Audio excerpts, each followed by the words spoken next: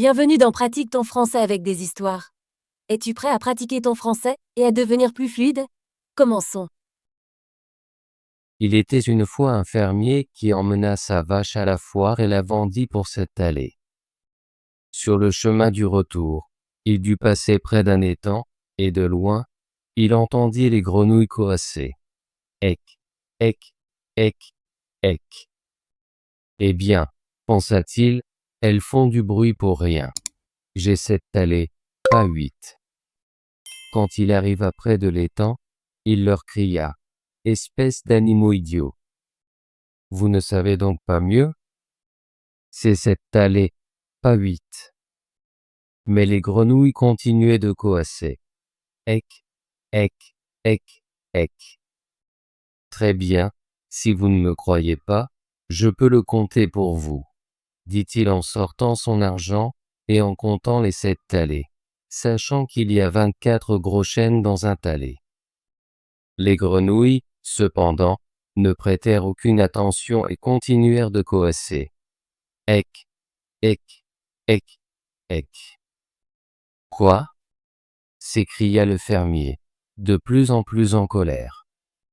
Puisque vous pensez savoir mieux que moi, comptez-le vous-même. Il jeta alors tout son argent dans l'eau. Il attendit que les grenouilles aient fini de compter et qu'elles lui rendent son argent. Mais elles continuaient de coasser leur ec, ec, ec, ec, sans lui rendre son argent.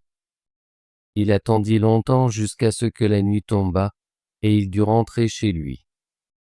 Alors il cria aux grenouilles. Vous, éclabousseurs d'eau, vous, tête de mule, vous pouvez crier si fort que ça me fait mal aux oreilles. Mais vous ne savez même pas compter jusqu'à cette allée. Pensez-vous que je vais rester ici jusqu'à ce que vous ayez terminé? Sur ce, il s'en alla, mais les grenouilles continuèrent de coasser.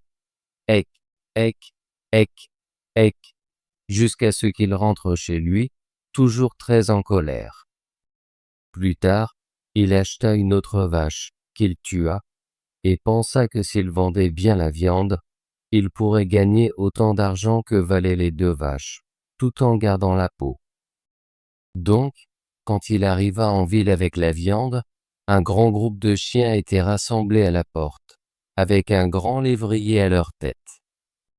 Le lévrier se jeta sur la viande, la renifla et aboya. Ouaf, ouaf, ouaf. Comme le chien ne s'arrêtait pas, le fermier dit « Oui, oui, je sais que tu dis ouaf, ouaf, ouaf, parce que tu veux un peu de viande, mais je serais en difficulté si je te la donnais. » Le chien aboya seulement « Ouaf, ouaf. » Promets-tu de ne pas tout manger et de prendre soin de tes amis? Le chien répondit « Ouaf, ouaf, ouaf. » Très bien, si tu insistes, je te la laisse. Je te connais et je sais qui est ton maître. Mais je dois avoir mon argent dans 3 jours, sinon ce sera mauvais pour toi. Tu dois me l'apporter. Puis il déchargea la viande et s'en retourna, tandis que les chiens se jetaient dessus et aboyaient bruyamment. Ouaf, ouaf. Le fermier, qui les entendait de loin, pensa. Maintenant, ils en veulent tous, mais le gros est responsable envers moi. Au bout de 3 jours, le fermier pensa. Ce soir, mon argent sera dans ma poche, et il était très heureux. Mais personne ne vint lui payer. On ne peut faire confiance à personne de nos jours, dit-il, et finalement, il perdit patience et alla voir le boucher pour exiger son argent.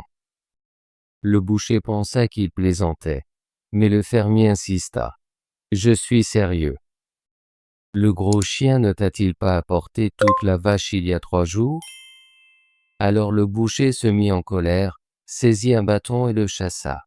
« Attends un peu, » dit le fermier, « il y a encore un peu de justice dans ce monde. » Et il se rendit au palais royal pour demander une audience. Il fut amené devant le roi, qui était assis avec sa fille, et lui demanda quel était son problème. « Oh, Dit le fermier, les grenouilles et les chiens m'ont pris ce qui m'appartenait. Et le boucher m'a payé avec un bâton. Et il leur raconta tout ce qui s'était passé. La fille du roi commença à rire aux éclats, et le roi dit, « Je ne peux pas te rendre justice dans cette affaire. Mais tu auras ma fille pour femme pour cela. Elle n'a jamais ri ainsi de sa vie, et j'ai promis de la donner à celui qui pourrait la faire rire. Tu devrais remercier Dieu pour ta bonne chance. » « Oh, répondit le fermier, je ne la veux pas. J'ai déjà une femme, et une, c'est déjà trop pour moi. Quand je rentre chez moi, c'est comme si j'avais une femme à chaque coin. » Alors le roi se mit en colère et dit, « Tu es un fermier impoli. » « Ah, Seigneur roi, répondit le fermier, que peut-on attendre d'une vache, sinon de la viande? Arrête, dit le roi, tu auras une autre récompense. Va maintenant, mais reviens dans 3 jours, et alors tu recevras 500 thalers en comptant.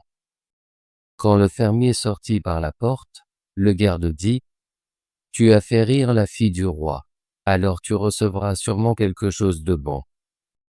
Oui, c'est ce que je pense, répondit le fermier, 500 sont à me payer. Écoute, dit le soldat, donne-moi une partie de cela.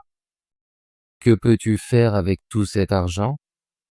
Puisque c'est toi, dit le fermier, tu peux en avoir 200. Reviens dans 3 jours chez le roi, et tu les recevras.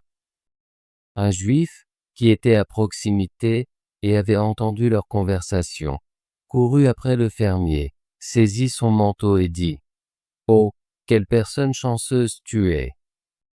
Je vais te l'échanger. Je vais le changer en petites pièces.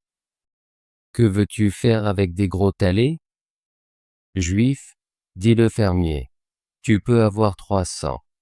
Donne-les-moi en pièces maintenant, et dans 3 jours, le roi te remboursera. Le juif était content de cet accord et apporta l'argent en mauvais gros chênes, 3 d'entre eux valant de bons. Après 3 jours, le fermier retourna chez le roi comme demandé. Enlevez son manteau, dit le roi, et il recevra ses 500. Oh, dit le fermier, ils ne m'appartiennent plus. J'ai donné 200 au garde, et le juif m'a échangé 300. Donc en réalité, je n'ai rien du tout. Pendant ce temps, le soldat et le juif entrèrent et réclamèrent ce qu'ils avaient gagné grâce au fermier, et ils reçurent leur punition en bonne et due forme. Le soldat l'accepta patiemment, et y était déjà habitué. Mais le juif dit tristement, « Oh, ce sont donc les lourds thalers ?» Le roi ne put s'empêcher de rire du fermier, et comme il n'était plus en colère, il dit, « Puisque tu as perdu ta récompense avant même de l'avoir reçue, je vais te donner autre chose à la place. Va dans ma salle au trésor et prends autant d'argent que tu veux. » Le fermier n'eut pas besoin de se le faire dire 2 fois, et remplit ses grandes poches de tout ce qu'il pouvait y mettre. Ensuite, il se rendit dans une auberge et compta son argent. Le juif l'avait suivi et l'entendit murmurer pour lui-même, « Ce roi sournois m'a finalement trompé. Pourquoi n'a-t-il pas simplement donné l'argent lui-même? Alors je saurais ce que j'ai vraiment? Comment puis-je savoir maintenant si ce que j'ai mis dans mes poches est juste ou non? Oh là là! » pensa le juif. « Cet homme parle mal de notre Seigneur le roi. Je vais courir le dire, et je recevrai une récompense, et lui sera puni aussi. » Quand le roi entendit ce que le fermier avait dit, il se mit très en colère et ordonna aux Juifs de lui amener le fermier. Le Juif courut vers le fermier. « Tu dois te rendre chez le roi tout de suite dans les vêtements que tu portes. »« Je sais mieux que ça, » répondit le fermier. « Je vais d'abord me faire un nouveau manteau. » Penses-tu qu'un homme avec autant d'argent dans ses poches devrait entrer vêtu d'un vieux manteau en lambeaux? Le Juif vit que le fermier ne voulait pas y aller sans un autre manteau. Et comme il craignait que si le roi se calmait, Il pourrait perdre sa récompense et le fermier sa punition. Il dit, « Je vais te prêter un manteau par amitié, juste pour un court instant. Que ne ferait-on pas par amour ?» Le fermier fut content de cela, et enfila le manteau du Juif, puis partit avec lui. Le roi réprimanda le fermier pour les mauvaises choses que le Juif lui avait dites. « Oh, dit le fermier, ce qu'un Juif dit est toujours faux, rien de vrai ne sort jamais de sa bouche. Ce vaurien est capable de dire que j'ai son manteau sur le dos. »« Qu'est-ce que c'est ?» s'écria le Juif. « N'est-ce pas mon manteau ? Ne te l'ai-je pas prêté par bonté pour te faire beau devant le roi ?» Quand le roi entendit cela, il dit, « Le Juif a sûrement trompé l'un de nous, soit moi, soit le fermier, et il ordonna que le fermier reçoive quelques talets durs. » Le fermier rentra chez lui dans le joli manteau, avec de l'argent dans la poche, et pensa en lui-même, « Cette fois, j'ai eu de la chance. » Ah! Bravo! Veux-tu pratiquer ton français et devenir plus fluide? Abonne-toi et active la cloche de notification pour ne manquer aucune de nos histoires françaises gratuites. À bientôt dans la prochaine vidéo.